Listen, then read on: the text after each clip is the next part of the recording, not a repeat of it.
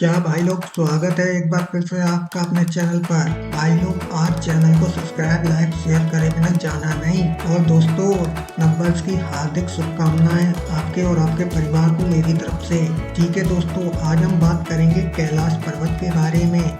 कैलाश पर्वत यानी महादेव जी का घर, देवों के देव महादेव का घर है ये, और स्वयं पार्वती जी ने अपने हाथों से बनाया है इसे। और आज तक जाने कितने आए कितने चले गए, लेकिन सब लपेटे गए। कोई नहीं चढ़ पाया यहाँ पर, और न चढ़ पाएगा। मैं लिख के देता हूँ, जब आप वहाँ पे जाएंगे तो आपको सुनाई देगी ओम और डमरू की आवाज। और ये बात 100% सत्य है। जो वहाँ पर गया है उसने ये बात बताई है, और किसी एक आदमी ने नहीं, जो भी गया है उधर उन सब ने एक ही बात बताई है कि वहाँ पर ओम और डमरू की आवाज सुनाई देती है।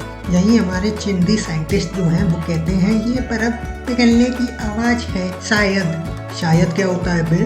कंफर्म में तो बता, नहीं तो शायद क्या होता है? हम कंफर्म है, हमें पता है ये महादेव जी की आवाज है। किसे नहीं पता भाई? जब तू हमारे धर्म ग्रंथों को उठा कर देखेगा तो वहाँ पर महादेव हमारे ओम जाप करते हुए दिखेंगे और हाथ में डमरू पकड़े दिखेंगे। हमारे पास प्रूफ है इस बात का। तेरे पास प्रूफ नहीं तो अपना मुंह क्यों खुलता है भाई?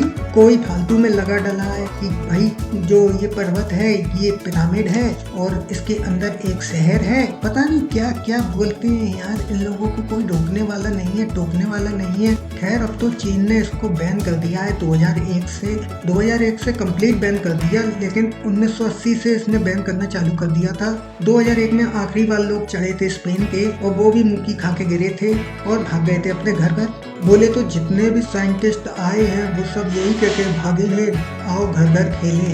यहाँ मैं घर घर खेली। ये धरती का केंद्र बिंदु हो रहा है, क्योंकि भगवान शिव चाहते थे कि उनकी नजरें सब पर रहे, इसलिए उन्होंने इस पर्वत को चुना अपने लिए, ताकि वो धरती को अच्छी तरीके से संचालित कर सकें। लेकिन कुछ साइंटिस्ट हैं जो कहते हैं कि ये है एक्सिस मुंडी। एक्सिस माने तो पता नहीं, पर मुंडी माने जरूर पता है, क्योंकि इनकी टूटने वाली है। इसीलिए यहाँ पर अलौकिक शक्तियों का निवास है, ये शब्द हैं उनके, क्योंकि यहाँ से ही चारों दिशाएं निकलती हैं।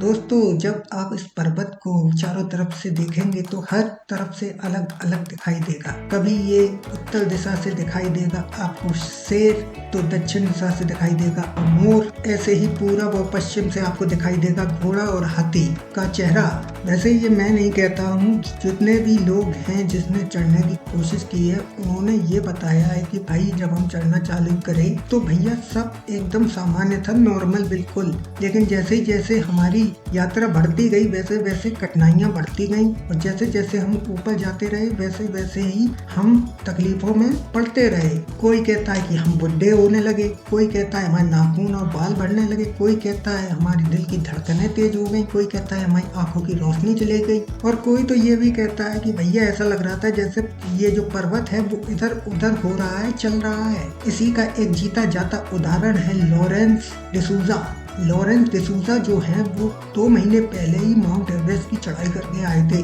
और यार 845 मीटर की ये पहाड़ी चढ़ के आए, और सोचा चलो 6638 की कैलाश पर्वत की वो भी जीत लेते। तो भाई यही सोच लेकर अपनी निकल गए। जैसे ही धीमे धीमे ऊपर पहुंचे वैसे वैसे ही इनको अपनी औकात याद आ गई, और बताते हैं कि हम बुढ़े होने लगे, और इतनी जल्दी बुढ़े हुए कि जी घबराने लगा, उठते बैठते चक्कर आना, जी घबराना, दिल भारी होना, ये सारी बातें हमारे साथ होने लगी, इसलिए हमें लौटना पड़ा। दोस्तों, यहाँ पर एक राज्य भी है जो छुपा हुआ है, जिसका नाम है शंबाला। ये है कल्कि का बर्थ प्लेस यानी जन्म भूमि। यहाँ पर ही कल्कि जन्म लेंगे, जो कि विष्णु के 10वें अवतार हैं और कलयुग का अंत करेंगे। कहते हैं ये सामान्य राज्य नहीं है, बहुत ही अत्याधुनिक राज्य है और बहुत ही साफ सुथरा राज्य है। यहाँ पर केवल साधु संत ही जा सकते हैं और कोई नहीं। इसीलिए कैलाश पर्वत पर कोई नहीं चढ़ पाता, क्योंकि वहाँ पर बिना पाप का आदमी ही जा सकता है, और आज की दुनिया में ऐसा कोई आदमी नहीं है जिसने एक भी पाप न किया हो।